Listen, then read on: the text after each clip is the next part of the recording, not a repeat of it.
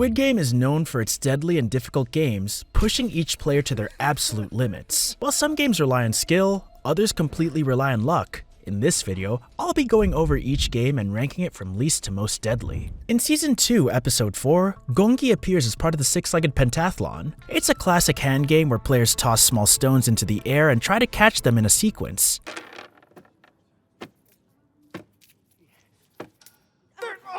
Sounds easy, right? Not quite. The game is timed, meaning any mistake, like dropping a stone, forces a restart. The pressure makes even the simplest task nerve-wracking. One slip-up, and you could be eliminated. It may seem harmless, but under these intense conditions, it becomes a serious challenge. Gongi is a traditional children's game in Korea, often compared to jacks. Normally, it's a casual pastime, but in Squid Game, it becomes a test of precision under extreme pressure. Players' nerves get the best of them, causing simple mistakes.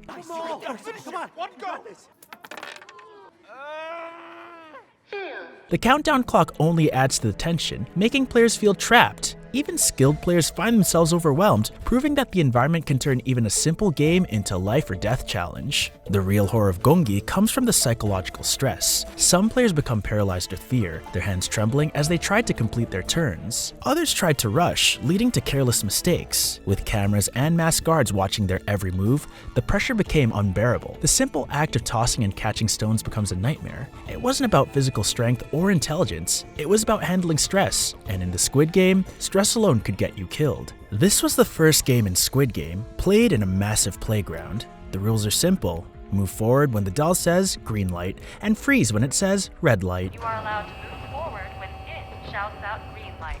Stop when it shouts red light. But here's the catch. Any movement after red light means instant elimination. The real horror? Players who got scared and shook even slightly were shot on the spot. The game might be simple, but the sheer number of players eliminated in this round proved just how brutal Squid Game would be. The game originated as a playground game for kids, but in Squid Game, the stakes were life and death. The oversized, eerie robotic doll added to the horror, scanning the crowd with inhuman precision.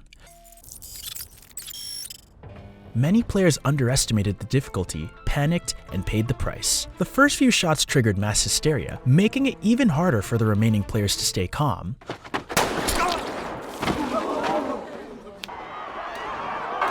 What made this game even more devastating was its place in the show. It shattered any illusions that Squid Game would be anything but merciless. The elimination rate in this round was staggering. The moment the first shots rang out, the true terror of the game set in. Some players tried to run, only to be gunned down instantly. Others collapsed in fear, knowing that even trembling could mean death. By the end of the round, bodies littered the field. Those who survived learned a brutal lesson. Hesitation, fear, and even the tiniest mistakes could result in death. In Season 1, Episode 6, this game left fans heartbroken.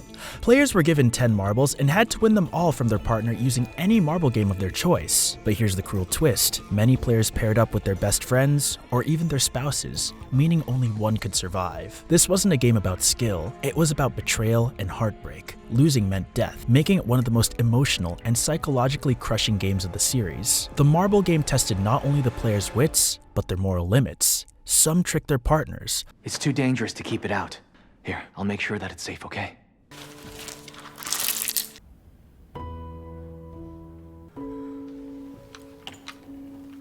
Others relied on brute force, while a few simply surrendered. The emotional weight of this round was immense. Longtime friendships were destroyed in an instant, and some players were forced to eliminate their loved ones. See that man there? His partner was his wife. In a game of strategy, manipulation, and despair, no one truly won, except the masterminds behind Squid Game. The cruelest part of marbles was the false sense of security it gave players. Many thought they had found an ally, someone they could rely on in the chaos. But when the truth was revealed, that only one could survive, desperation took over. Players begged, lied, and fought for their lives. It was a game that didn't just test logic, but shattered souls. Another game from the six-legged pentathlon, Spinning Top, is all about launching a spinning top and keeping it going. While it looks easy, the difficulty comes from the intense pressure of being in the later rounds. With less time to complete the challenge, players became frantic. A simple mistake could mean game over. The game tests nerves as much as skill, making it a stressful and risky challenge. The psychological element of this game was brutal. Watching a top slow down while helplessly hoping it would keep spinning pushed players to the edge. Hands shook, Timing was critical, and desperation grew with each failed attempt. Some players cracked under the pressure, while others found ways to manipulate the game, spinning their tops aggressively. It was a simple concept turned into a deadly battle of precision and nerves. In Season 1, Episode 3, players were given a cookie with a shape stamped into it. The goal? Carve out the shape perfectly using just a needle. The catch? The cookies are extremely fragile, and one small crack means elimination.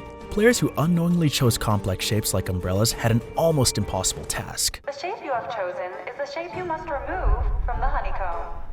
I'm dead. Luckily, Gi-hun figured out a way to melt the cookie by licking it, helping some survive. But for many, this seemingly innocent game ended in tragedy. The beauty of Dalgona lies in its deceptive simplicity. Many players laughed when they saw the game, but not realizing the difficulty of the task ahead. The moment the first cookie shattered really hit them hard. The pressure caused sweaty hands and rushed movements, leading to more failures. One more chance, please.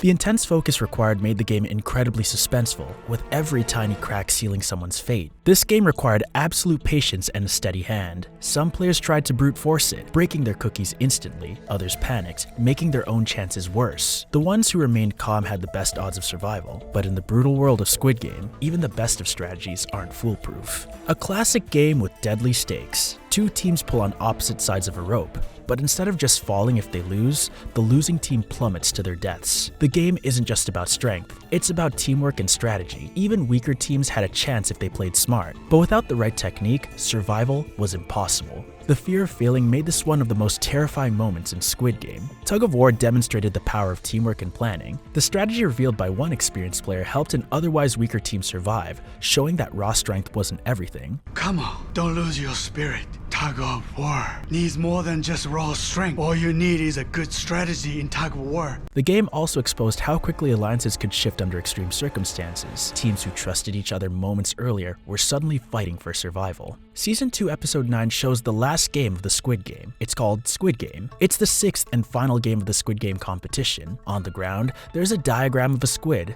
This game involves two teams, offense and defense. The goal of the game is for the offensive player to make their way toward the head of the squid while staying within the boundaries. Squid Game is the hardest game to date, which makes sense considering the fact that the show is named after this particular elementary school game. Noted to be one of the most aggressive games, Squid Game turns out to be a rather violent game in comparison to others. The frightening part about this game is that two players face off against each other, and violence is essentially encouraged. Only one player survives, just like the marbles game, which is a scary thing to think about. In Season 2 Episode 1, we see a new game called Russian Roulette. This game is a test of trust and luck. This game takes place in a dimly lit room designed to resemble an old gambling den, adding to the tense atmosphere. The basic rules are straightforward. They must point it at their temple and pull the trigger. Survival is entirely dependent on chance. This game doesn't need skill or strategy, which makes it even more deadly. Watching others play and not knowing if you'll survive adds to the fear. Even though the game is easy to understand, it's very dangerous and leaves players feeling scared and hopeless. It shows how cruel the competition really is. Season 2 Episode 1 shows us a cheerful yet deadly game called Mingle.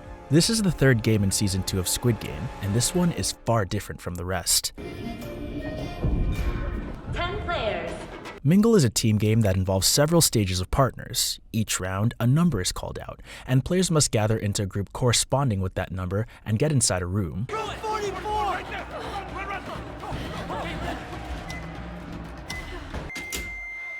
Those who are unable to team up with the necessary number of people end up being eliminated. Mingle can be an extremely difficult game, thus making it a deadly and frightening game. For those who are introverted, this game would prove to be even more scary simply because it involves a lot of bold actions and strategic planning. Those who make friends early on have the upper hand, but even that proves to be difficult because someone will always be left out. Then, it's everybody for themselves. Season 1, Episode 7 takes place on one of the most frightening games. It's called Glass Bridge, which is a game that's seen as very deceptive. In this one, players have to go in order and watch out for the easy-to-break glass. With only 2 rows of glass panes, one made of regular glass, which is extremely fragile, and another made of tempered glass, which can withstand the weight of at least 2 people.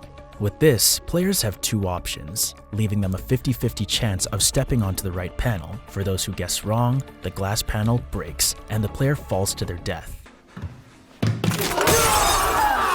This is the 5th challenge in the games. What makes this game by far the deadliest one is that unlike the other games, which can be completed with the right method or strategy, Glass Bridge was purely luck-based. That means this game only has a half survival rate, and this makes the game extremely frightening and deadly. Not to mention, upon reaching the end of the glass bridge, the glass panels explode, leading to high chance of severe and fatal injuries. Such was the fate that Kang Se-byuk suffered in the first season of Squid Game.